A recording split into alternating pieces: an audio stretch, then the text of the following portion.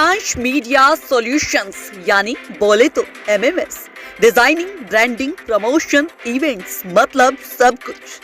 Call कीजिए 8791601188। Meerut city public school, senior secondary coeducational school, building leaders for tomorrow, Shiv Shakti Nagar, Brahmapuri, opposite Bahadur motors, Meerut. आपके बच्चों के लिए एक्सीलेंट स्कूल, जहां पर बच्चों का होता है सर्वांगीण विकास, खेलकूद, नृत्य, कौशल में भी निखारा जाता है। फ्री कंप्यूटर कोर्स, उन्नत बिल्डिंग, हाईटेक क्लासरूम्स। तो आज ही आइए अपने बच्चों के उज्जवल भविष्य के लिए एडमिशन। नमस्कार, रोजाना खबर में आप सभी का हार्दिक स्वागत है। मेरठ की धड़कन रोजाना खबर एजुकेशन पॉइंट को लेकर बड़ा सजग और तत्पर रहता है। कल 38 लाख बच्चे पूरे इंडिया में बोर्ड एग्जाम देंगे, 10th और 12th के। सबसे बड़ी बात क्या है कि रोजाना खबर हमेशा बच्चों को प्रमोट करता है, उन्हें काउंसलिंग करता है, ताकि कम नंबर, अधिक नंबर के चक्कर में ना हो, बल्कि जानकारी के साथ वो एग्जाम दे और अच्छे नंबर भी आएंगे। कम नंबर भी आए तो भी जीवन, कम नंबरों से जीवन का आधार तय नहीं होता है। लेकिन सबसे बड़ी बात क्या है कि कल 16 फरवरी को देश के सबसे बड़े बोर्ड सीबीएसई बोर्ड द्वारा 10वीं और 12वीं का एग्जाम शुरू किया जा रहा है। ऐसे में तमाम स्पॉट से आपको हम सुनवा रहे हैं, बता रहे हैं कि आप पैनिक ना हो बच्चों, आप आराम से पेपर दें और आपका पेपर बढ़िया जाएगा।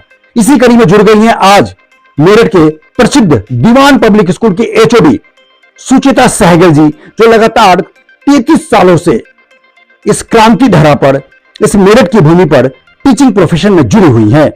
एक शख्सियत है, एक टीचिंग का आइकन है मेरठ में, और दीवान जैसे बड़े स्कूल में चीजों को लीड करती हैं। मैम नमस्कार, रोजाना खबर में कैसी हैं आप? नमस्कार, मैं ठीक हूँ, आप सुनाइए। मैम, कल से जैसा आपको पता ही है, कल से बोर्ड एग्जाम शुरू हो रहे हैं, और सबसे पहले ये कहूंगा कि तमाम पॉलिटिकल साइंस के पेपर तो जब होंगे, लेकिन एक्सपर्ट के तौर पे 33 साल एक जीवन का लंबा सफर होता है। जब आपने एक टीचिंग प्रोफेशन को दिया है, तमाम बच्चे जो आपसे पढ़े होंगे, कहीं पे आईएएस, आईपीएस, डॉक्टर, इंजीनियर, अच्छे व्यापारी होंगे जो आपको आज भी याद करते होंगे।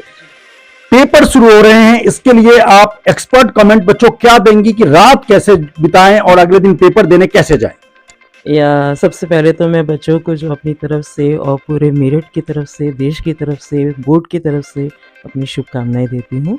आप जो भी करें, आप शांति से करें, तसल्ली से करें और शांत भाव से करें। आज की रात, आगे आने वाला बोर्ड ऑब्वियसली लाइक आपका बोर्ड्स है, बट ये हमारा एक आखिरी इम्तिहान नहीं है। इसलिए आप जो भी होगा अच्छा होगा, तसल्ली से, शांति से आप पूरी नींद लीजिए और जो है अच्छा सा लाइट ब्रेकफास्ट लेकर आप भगवान का नाम लेकर एग्ज़ाम देने चाहिए।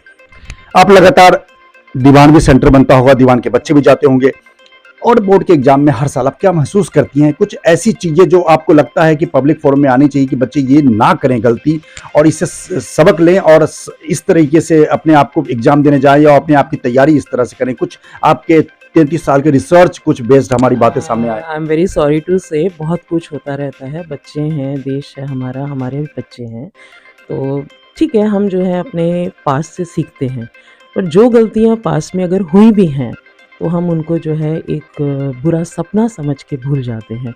तो मैं आपके इस प्रश्न का जवाब देने के लिए मुझे प्लीज़ आप मजबूर मत कीजिए, बट हम यही बच्चों को अलर्ट कर सकती हैं आपकी? अलर्ट अगर मैं करना चाहूँगी, मैंने आपको पहले भी बताया कि इम्तिहान है, और इम्तिहान ये हमारा कोई आखिरी इम्तिहान तो है नहीं, और इसमें कोई ज़रूरी नहीं है कि आपने जो है नंबर 10 ऊपर आ गए या 5 नीचे आ गए, या 5 ऊपर आ गए 5 नीचे आ गए।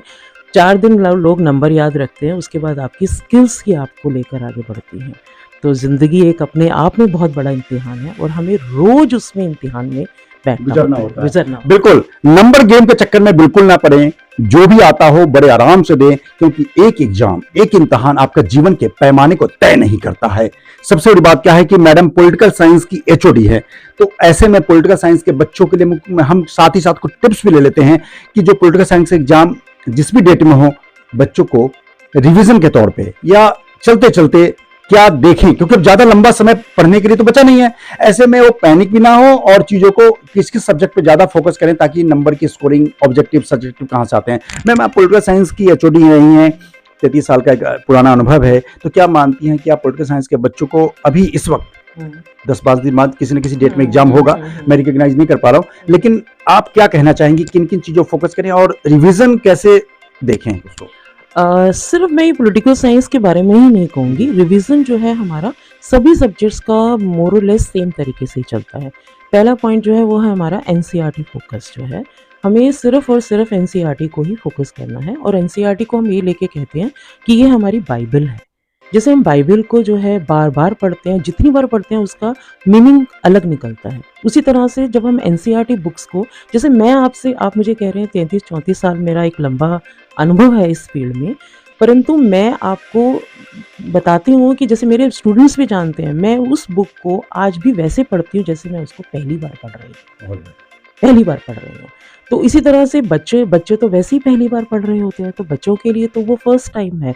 बट अगर मैं टिप्स की बात कहूँगी तो टिप्स में तो बेटा ये है कि आप जो है सबसे पहले जो आपका प्रिपेयर्ड है वो तो है ही है। आपके पास अगर समय कम है तो उसमें जो आपको चैलेंजिंग लग रहा है उसको आप ना ही छुएं, इस टाइम जो है उसको आप ना छुएं और जो है उसके ऊपर अपना समय ना बर्बाद करें। और स्कोरिंग, क्योंकि हमारा जो एक ब्लूप्रिंट है बोर्ड से आता है वो हमारे पास पहले से क्लियर होता है कि हमारा किस चैप्टर का, किस बुक में कौन सा चैप्टर जो है कितने मार्क्स का आने वाला है, तो उसको हमें जो है पूरा फॉलो करना बहुत ज़रूरी है।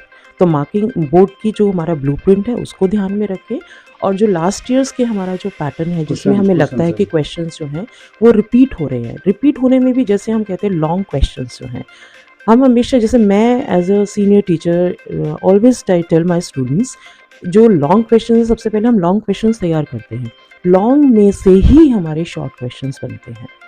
तो और उसकी, जैसे मैं एनसीईआरटी में बताती हूँ बच्चों को कि जो एनसीईआरटी का जो फर्स्ट लाइन और जो लास्ट लाइन होता है वो अपने आप में बहुत इंपॉर्टेंट होता है, उसी में ही हमारा क्वेश्चन बनता है, उसी से ही हमारा आंसर निकलता है।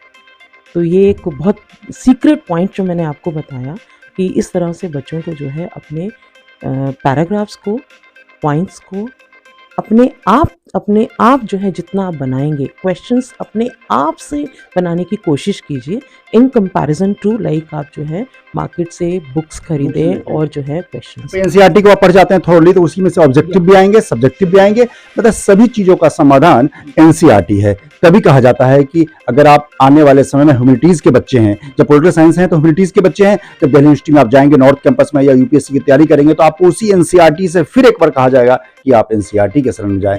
तो क्यों ना आप एनसीईआरटी के संपर्क में जाएं। आखिरी क्वेश्चन आपसे यह है कि जिस तरीके से बीते कुछ सालों में पैटर्न बदला है, नंबरिंग का भी बदला है, स्कोरिंग का भी बदला है, तो बच्चों को ऑब्जेक्टिव्स और सब्जेक्टिव्स में तय पैमाने के हिसाब से जो वर्ड कहा गया उसी में लिखें, कुछ ज्यादा अपनी तरफ से ऐड ऑन ना।